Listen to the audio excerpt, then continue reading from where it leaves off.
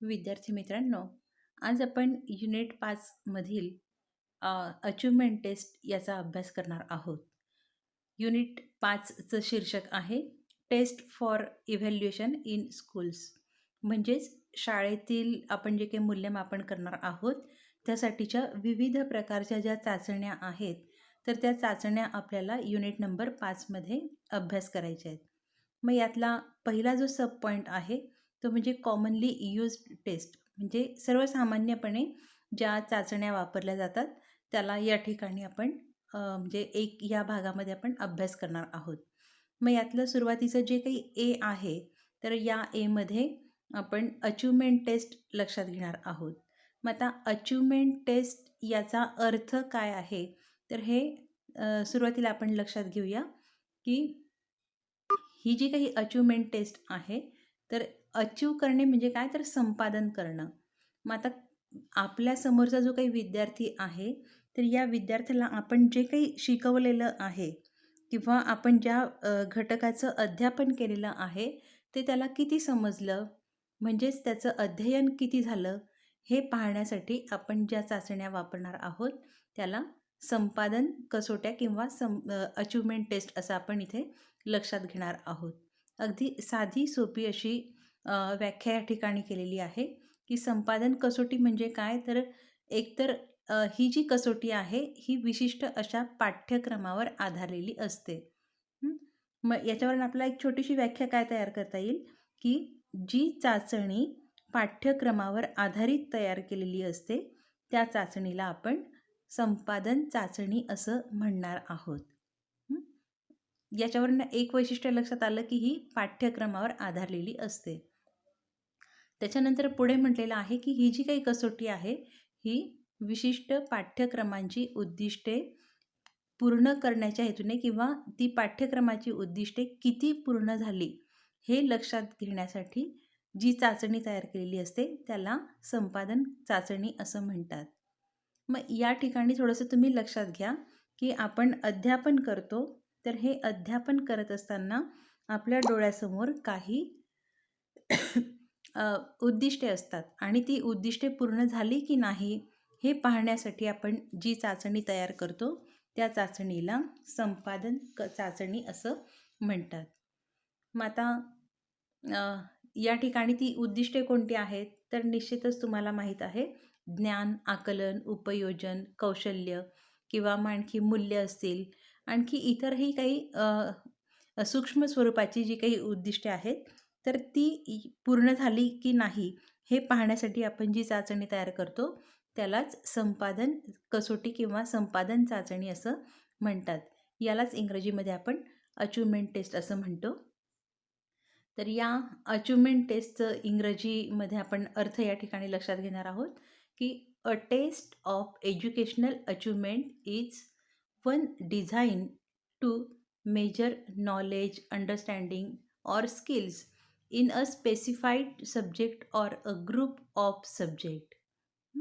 जे आपण मराठीमध्ये पाहिलं, तेच या ठिकाणी इंग्रजीमध्ये या व्याख्येमध्ये आपल्याला लक्षात येतं, की आपण जी काही अध्यापनाची उद्दिष्टे निश्चित केलेली असतात किंवा पाठ्यक्रमाची किंवा मग एखाद्या विशिष्ट घटकाची जी उद्दिष्ट आहे, तर ती कितपत पूर्ण झाली किंवा विद्यार्थ्यांनी ती किती हस्तगत केली, किती आत्मसात केली, हे पाहण्याच्या दृष्टीने आपण जी चाचणी तयार करतो, तिला संपादन चाचणी असं म्हणतात.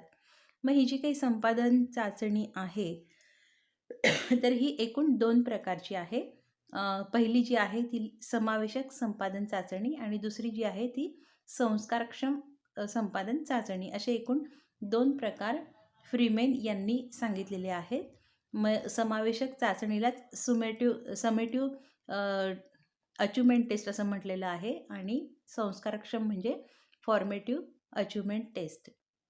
मग आता या 2 प्रकारांमध्ये जी काही समावेशक संपादन चाचणी आहे, तर ही अभ्यासक्रमाच्या शेवटी घेतली जाते. म्हणजे संपूर्ण अभ्यासक्रम आपला पूर्ण झालेला आहे आणि त्यानंतर जी चाचणी घेतली जाते, ती समावेशक संपादन चाचणी आहे.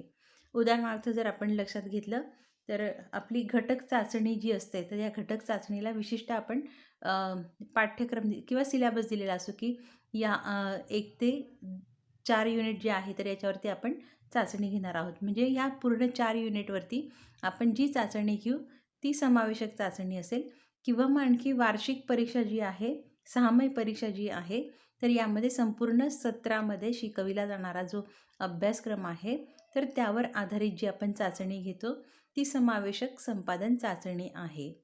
मग ही जी काही समावेशक चाचणी आहे तर ही जी काही शिक्षण मंडळं असतील किंवा मग शिक्षण संस्था असतील तर त्यांच्यामार्फत घेतली जाते. 10वी बोर्ड असेल किंवा मग आणखी विद्यापीठस्तरीय ज्या काही परीक्षा असतील तर त्या समावेशक संपादन चाचण्या आहेत. मग दुसरी जी काही चाचणीचा प्रकार आपण बघितला होता तो म्हणजे संस्कारक्षम संपादन चाचणी. मग ही जी काही संस्कारक्षम संपादन चाचणी आहे तर ही म्हणजे अभ्यासक्रम पूर्ण झाल्यानंतरच घेतली पाहिजे असं नाही. तर ही आपण प्रत्येक तासानंतर घेऊ शकतो. ज्ञान, आकलन, उपयोजन आणि कौशल्य अशी जी काही आपली अध्यापनाची उद्दिष्टे आहे तर ती त्या प्रत्येक अध्यापनानंतर कितपत पूर्ण झाली हे चाचपण्याच्यासाठी सुद्धा आपण ती चाचणी घेऊ शकतो. मग ती तोंडी स्वरूपाची पण असू शकते किंवा मग आणखी जर आपल्याला लेखी स्वरूपाची म्हणजे आवश्यकता असेल तर आपण स्वाध्यायाच्या रूपामध्ये सुद्धा ती घेऊ शकतो. तर अशा स्वरूपाची ही संस्कारक्षम संपादन चाचणी आहे. तर ही संस्कारक्षम संपादन चाचणी ही पूर्णपणे शिक्षकावर आधारित असते की त्याने त्याचं आयोजन कसं करावं, ते कधी करावं आणि किती गुणांचं असेल हे सर्वस्वी शिक्षकावर आधारित असतं. मात्र समावेशक संपादन चाचणी जी आहे तर ही समावेशक संपादन चाचणी